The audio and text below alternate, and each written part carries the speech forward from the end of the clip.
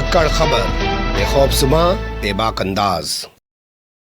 धाकड़ खबर के न्यूज़ से मैं आपके साथ हूं अकरम रईस खान। यूं ही नहीं, भारतीय जनता पार्टी के समर्थकों को राक्षस कहा जा रहा है। जी हां, ध्यान से सुनिए, थोड़ा गौर से सुनिए। यूं ही नहीं, भारतीय जनता पार्टी के समर्थकों को राक्षस बुलाया जा रहा है, कहा जा रहा है। हम आपके सामने कुछ चुनिंदा वीडियो रखने का इस बुलेटिन में, इस खबर में प्रयास करने जा रहे हैं, जिन्हें देखने के बाद, सुनने के बाद शायद आप लोग भी भारतीय जनता पार्टी के अंधभक्त समर्थकों को राक्षस बुलाने पर, कहने पर विवश हो जाएंगे। साथ ही इस खबर में सवाल उठाने का प्रयास करेंगे कि नरेंद्र मोदी को तो इससे भी ज्यादा आपत्तिजनक शब्दों से संबोधित किया जा चुका है हाल फिलहाल में, लेकिन कार्यकर्ताओं को, समर्थकों को राक्षस बताने के बाद जिस तरीके से भारतीय जनता पार्टी और भोंपू मीडिया और उसके दलाल चाटुकार दंगाई पत्रकार बौखलाए हुए हैं, भड़के हुए हैं, वो प्रधानमंत्री नरेंद्र मोदी को लेकर किए गए उतने बड़े आपत्तिजनक शब्दों पर क्यों खामोश बैठे हुए हैं।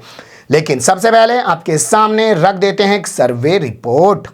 अब एक और सर्वे ने बीजेपी की हवा टाइट कर दी है। दरअसल इंडिया टीवी ने ट्विटर पर एक सर्वे में पूछा, अविश्वास प्रस्ताव के दौरान पीएम मोदी का विश्वास देखकर 2024 में उनकी जीत पक्की लग रही है या नहीं। जवाब देने के लिए 3 विकल्प दिए गए, हाँ, ना और कुछ कह नहीं सकते, जिसमें से 65% से भी ज्यादा लोगों ने साफ शब्दों में कहा नहीं, ऐसा बिल्कुल नहीं लगता। सोशल मीडिया पर हो रहे हर सर्वे में देश बीजेपी को नकार रहा है।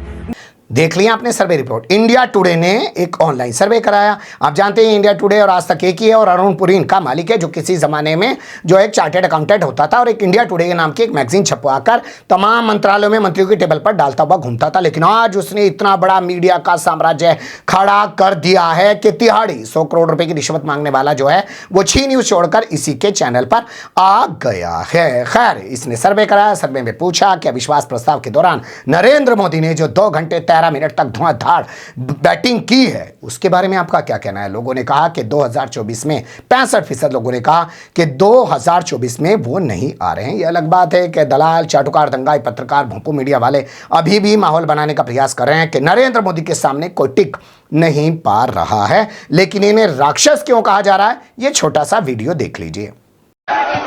सुन लो, धैर्य रखो और सुन लो। इतने उत्तेजित मत हो। जो देश की जनता ने परिणाम दिया है वो स्वीकार करो।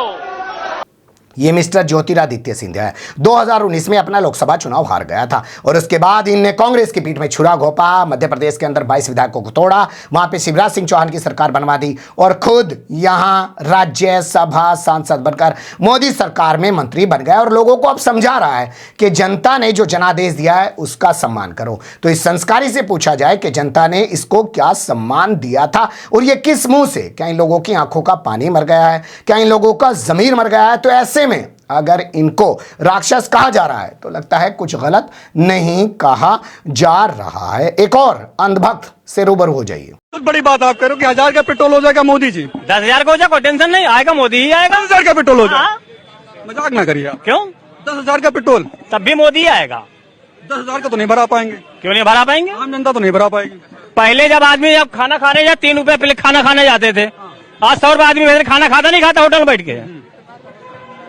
अगर अंधभक्तों के लिए भाई साहब, अगर अंधभक्तों के लिए 500 रुपए लीटर पेट्रोल कर दिया जाए, बोर्ड लगा दिया जाए कि अंधभक्तों को 500 रुपए मिलेगा, आम जनता को 100 मिलेगा, तो ये अंधभक्त आम जनता के पीछे लग जाएंगे।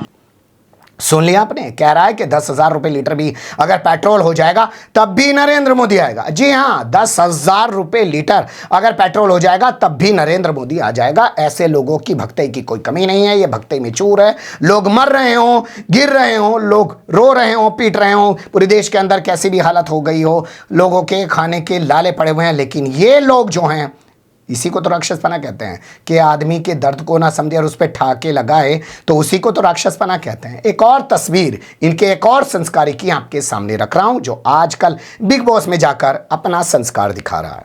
क्या नाम है इसका यार, समझ रिजवान खान है, सकता हीरो जैसा नाम है, पर शक्ल तेरी पंचर वालों जैसी है यार। इसके जो और पंचर वाले दोस्त है, क्या नाम है उसका, दिलजान सैयद, नाम भी मेरा मुंह गंदा हो गया, बोल दिया ना, मेरा मुंह गंदा हो गया।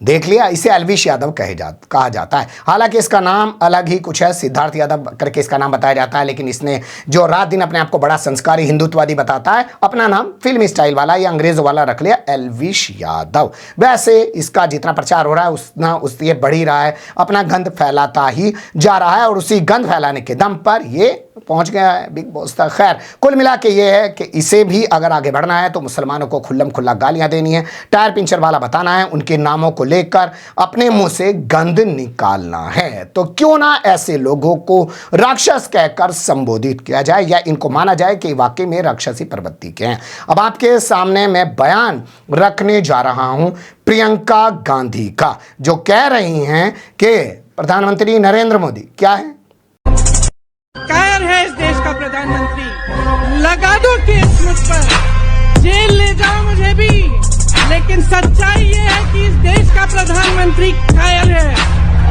अपनी सत्ता के पीछे छुपा हुआ है, अहंकारी है।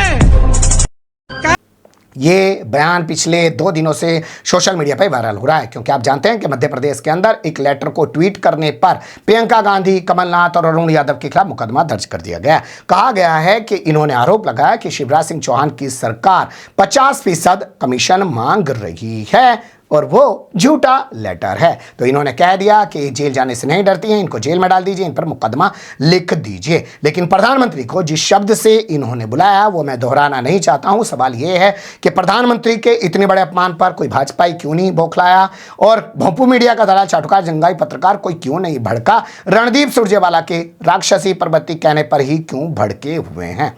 तो सुन लीजिए रणदीप सुरजेवाला को। राक्षस हो तुम लोग। भारतीय जनता पार्टी को जो वोट देता है और भारतीय जनता पार्टी का जो समर्थक है वो राक्षस प्रवृत्ति का व्यक्ति है। मैं आज महाभारत की इस धरती से श्राप देता हूं। सुन लिया आपने, रणदीप सुरजेवाला ने कहा कि मैं महाभारत की धरती से बोल रहा हूं, यानी कि कुरुक्षेत्र से बोल रहा हूं, और मैं श्राप देता हूं ऐसे लोगों को। तो वाकई में ऐसे लोगों को श्राप दिया जाना चाहिए जो गुजरात के कत्लेआम के बाद भी ऐसे लोगों को चुनते हैं, जो मुजफ्फरनगर दंगों के बाद भी ऐसे लोगों को चुनते हैं, जो दिल्ली दंगों के बाद भी ऐसे लोगों को चुनते हैं, जो अखलाक की हत्या के बाद भी ऐसे लोगों को चुनते हैं, जो नोटबंदी के दौरान खड़े खड़े लोगों के मर जाने के बाद भी ऐसे लोगों को चुनते हैं, जो गुजरात के मोरबी में नदी के ऊपर पुल टूट जाने से बच्चों की मौत हो जाने के बाद भी ऐसे लोगों को चुनते हैं। और ये लोग फिर भी कहते हैं कि देश के अंदर कुछ भी हो जाए हम ही आएंगे। तो रणदीप सुरजेवाला ने जो कहा है कि ऐसे लोग राक्षसी प्रवृत्ति के होते हैं, तो मुझे लगता है इसमें कुछ गलत भी नहीं कहा है। आपका क्या कहना है कमेंट्स के रूप में ज़रूर बताइएगा। खबर को लाइक कर सकते हैं, चैनल को सब्सक्राइब कर सकते हैं और ज़्यादा से ज़्यादा हमारी खबरों को शेयर कर सकते हैं। फिर ऐसे ही किसी सुलगते हुए या उलझते मुद्दे लेकर मैं आपके सामने हूँगा हाजिर। फिलहाल अभी मुझे दें इजाज़त।